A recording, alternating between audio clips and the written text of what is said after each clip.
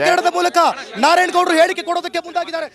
Sir ಹೇಳಿ sir, ಈಗ arrest ಮಾಡ್ತಾರೆ ಸರ್, ಕಾವೇರಿ ಹೋರಾಟದ ವಿಚಾರದಲ್ಲಿ ನಿಮ್ಮನ್ನ ಅರೆಸ್ಟ್ ಮಾಡಿದ್ರು. ಈಗ ಅರೆಸ್ಟ್ ಮಾಡಕ್ ಬಿಡಲ್ಲ, ನಾನು ಹೊಡ್ತೀನಿ.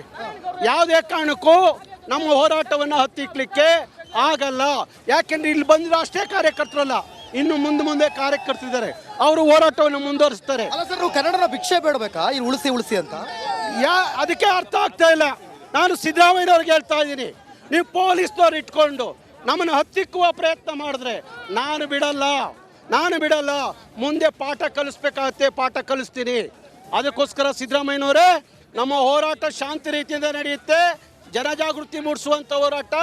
ಹಾಗಾಗಿ ನಮ್ಮ ಹೋರಾಟಕ್ಕೆ ಅವಕಾಶ. ಮಾಲಾಪೇಶದವ್ರ ಸಮಸ್ಯೆ ಏನು ಸರ್? ಈಗ ಮಾಲಾಪೇಶದವರು ಕನ್ನಡವನ್ನು ಹಾಕ್ಬೇಕು. ಈಗ ಕದ್ದು ಮುಚ್ಚಿ ರಾತ್ರಿ ಕನ್ನಡ ಹಾಕಿದ್ದಾರೆ. ಮುಂದೆ ಹಾಕಿರೋ ಕನ್ನಡ ಅಷ್ಟೇ ಅಲ್ಲ, ಒಳಗಡೆಯಲ್ಲೂ ಎಲ್ಲ ಶಾಪ್ಗಳಲ್ಲಿ ಪ್ರಥಮ ಭಾಷೆಯಾಗಿ ಕನ್ನಡವನ್ನು ಹಾಕಬೇಕು. ಸರ್, ಈಗ ನಿಮ್ಮ ಕಾರ್ಯಕರ್ತರೆಲ್ಲ ಹೋರಾಡಬೇಕು ಅಂತ ಹೇಳಿದ್ರೆ ಎಲ್ಲರನ್ನೂ ಬಂದಿಸಿದ್ರೆ ಏನು ಮಾಡ್ತೀರಾ? ಹೋರಾಡಕ್ಕೆ ಯಾರು ಉಳಿದಿರ್ತಾರೆ?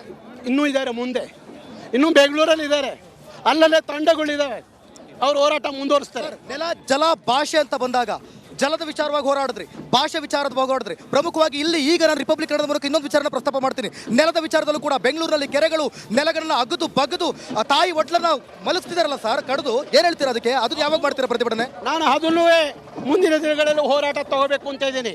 ಇವತ್ತು ಕೆಂಪೇಗೌಡರು ಕಟ್ಟಂತ 100 ಕೆರೆಗಳು ಇವತ್ತು ಇಲ್ಲಿ ಬಂದಂತ ಬಿಲ್ಡರ್ಗಳು ನುಂಗಿದ್ದಾರೆ, ರಾಜಕಾಲುವೆಗಳನ್ನು ನುಂಗಿದ್ದಾರೆ, ಕೆರೆಗಳನ್ನು ಒತ್ತುವರಿ ಮಾಡಿಕೊಂಡಿದ್ದಾರೆ.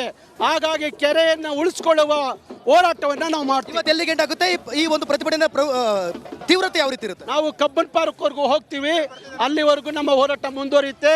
ಗ್ಯಾರಂಟಿ ಇದೆಯಾ ಹೋಗ್ತೀರಿ ಅಂತ? ಹೋಗ್ತೀನಿ, ಇನ್ನೂ ಗ್ಯಾರಂಟಿ ನನಗಿದೆ. Okay, thank you sir. Yes sir, ಇವೆಷ್ಟು ರಾಜ್ಯಾಧ್ಯಕ್ಷರಾದಂಥ ನಾರಾಯಣಗೌಡರ ಮಾತುಗಳಾಗಿತ್ತು. ಒಂದ್ಸಲ ಅವರ ಕಾರ್ಯಕರ್ತರನ್ನ, ಕೃಷ್ಣ ಅವರೇ, ಒಂದ್ಸಲ ಅವರ ಕಾರ್ಯಕರ್ತರನ್ನ ತಿರುಗಿ ತೋರಿಸಿ ಎಷ್ಟು ಜನ ಕಾರ್ಯಕರ್ತರಿದ್ದಾರೆ ಅಂತ ಹೇಳಿ. ಎಲ್ಲವೂ ಕೂಡ ಕನ್ನಡಕ್ಕೋಸ್ಕರ, ಕನ್ನಡದ ಹೋರಾಟಕ್ಕೋಸ್ಕರ ಈಗಾಗಲೇ ನಾಮಫಲಕವನ್ನು ತೆಗೆದುಹಾಕಿದ್ದೀವಿ, ಬ್ಯಾನರ್ಗಳನ್ನ ತೆಗೆದುಹಾಕಿದ್ದೀವಿ, ಎಲ್ಲವನ್ನು ಕೂಡ ಹೇಳ್ತಿದ್ದಾರೆ. ಪ್ರಮುಖವಾಗಿ ಇಲ್ಲಿ ಇಷ್ಟು ಜನ ಕಾರ್ಯಕರ್ತರು ಸೇರಿರುವಂಥದ್ದು ಕಾರಣ ಕನ್ನಡ ಭಾಷೆಗಾಗಿ.